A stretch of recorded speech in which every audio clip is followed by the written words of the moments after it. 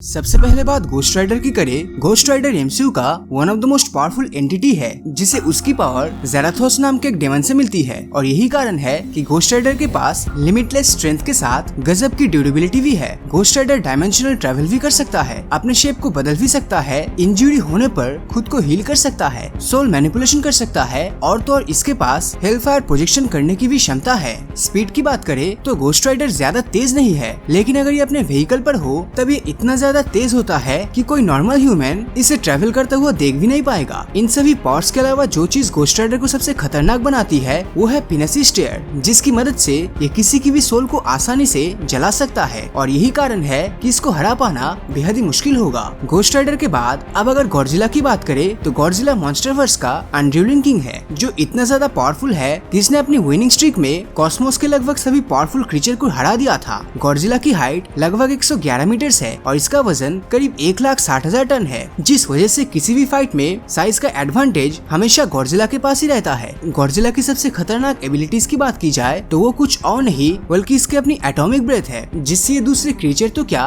बल्कि पूरे के पूरे शहरों को तबाह कर सकता है। इसकी बॉडी इतनी ज्यादा ड्यूरेबल है कि ना तो इस पर किसी वेपन का असर होता है और न ही न्यूक्लियर मिसाइल्स इसका कुछ बिगाड़ पाती है, जो इसके अब तक अनबीटेबल रहने का मेन रीजन है। घोस्ट राइडर और गॉडजिला के बाद अब बारी आती है गॉड ऑफ थंडर थॉर की। तो थॉर एसगार्डियन रॉयल फैमिली का मेंबर और ओडिन का बेटा है, जिसके चलते इसे पूरे 9 रेल्म्स का प्रोटेक्टर भी कहा जाता है। थॉर एक गॉड है और इसका हीलिंग फैक्टर गजब का है और ये बहुत ही ज्यादा ड्यूरेबल भी है, जिसका अंदाजा इसी बात से लगाया जा सकता है कि इन्फिनिटी वॉर में इसने एक स्टार के एक्सप्लोजन में बहुत देर के लिए सर्वाइव कर लिया था। साथ ही स्टार के 1648 डिग्री सेल्सियस टेम्परेचर से हुई इंजरीज को भी काफी जल्दी हील कर गया था। इन सभी पावर्स के अलावा थॉर के पास म्योलनिर और स्टॉर्मब्रेकर जैसे दो खतरनाक वेपन्स है, जिनसे अपने ओपोनेंट्स पर कहर बरसा सकता है। इन तीनों कैरेक्टर्स की पावर्स और एबिलिटीज के बारे में जान लेने के बाद अब बारी आती है इनकी बैटल्स की, क्योंकि इसी से हमें पता चल पाएगा कि आखिर इनमें से कौन ज्यादा पावरफुल है। अब इतना तो आपको मालूम ही होगा कि जहां गॉडजिला मॉन्स्टरवर्स से आता है तो वही घोस्ट राइडर और थॉर दोनों ही एमसीयू से बिलोंग करते हैं, और ऐसे में अगर इन तीनों की फाइट होगी तब इस बात के चांसेस बहुत ही ज्यादा है कि गॉडजिला को हराने के लिए घोस्ट राइडर और थॉर टीम अप कर लेगा, क्योंकि एक तो गॉडजिला के पास पहले से ही साइज का एडवांटेज है और दूसरा वो अपने मुंह से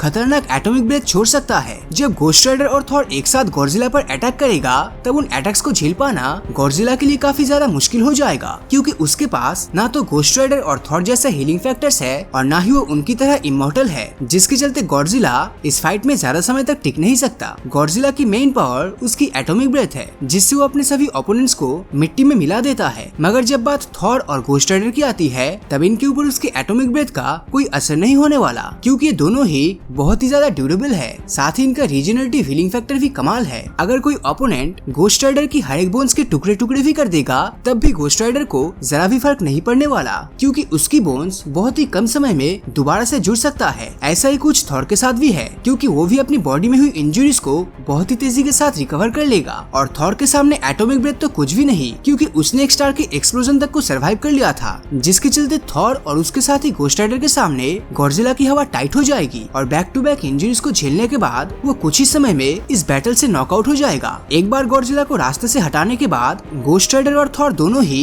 एक दूसरे के ऑपोजिट में खड़े हो जाएंगे, और ऐसा इसलिए होगा क्योंकि उन्हें खुद को सुप्रीम साबित करना है। घोस्ट राइडर के पास गॉड लाइक कैपेबिलिटीज तो है, पर वो एक गॉड नहीं है, जबकि थॉर एक एसगार्डियन गॉड है, जिसने घोस्ट राइडर जैसे न जाने कितनी एंटी हीरोज को मात दे रखी है। और यही कारण है कि ज्यादातर लोगों को लगता है कि घोस्ट राइडर का थॉर के सामने कोई मुकाबला ही नहीं है। मगर जब ये दोनों एक दूसरे के आमने सामने होंगे तब उस फाइट में मोस्ट प्रोबेबली घोस्ट राइडर ही जीत जाएगा, क्योंकि मार्वल कॉमिक्स के अंदर देखा गया है कि घोस्ट राइडर ने न सिर्फ थॉर के हैमर को आउटपेस कर दिया था, बल्कि उसने अपने साइज को काफी बड़ा करके थॉर के ऊपर हेलफायर की बौछार कर दी थी। साथ ही साथ कॉमिक्स में थॉर को घोस्ट राइडर की पेनिसी स्टेयर के सामने काफी कमजोर दिखाया गया था, जिस वजह से घोस्ट राइडर से फाइट में थॉर को हार माननी ही पड़ेगी। वैसे थॉर की हार निश्चित क्यों ना हो, पर इसका मतलब ये बिल्कुल भी नहीं कि थॉर जीतने की कोशिश नहीं करेगा। जब थॉर फाइट करेगा तब वो इस फाइट में हमें म्योलनिर से लेकर स्टॉर्मब्रेकर तक थॉर के हर एक वेपन का इस्तेमाल देखने को मिलेगा। साथ ही साथ वो घोस्ट राइडर के ऊपर गॉड फोर्स का इस्तेमाल करने से भी नहीं चुकेगा, जिसके चलते एक मोमेंट के लिए ऐसा हो सकता है कि शुरुआत में वो घोस्ट राइडर को आउटबीट भी कर दे।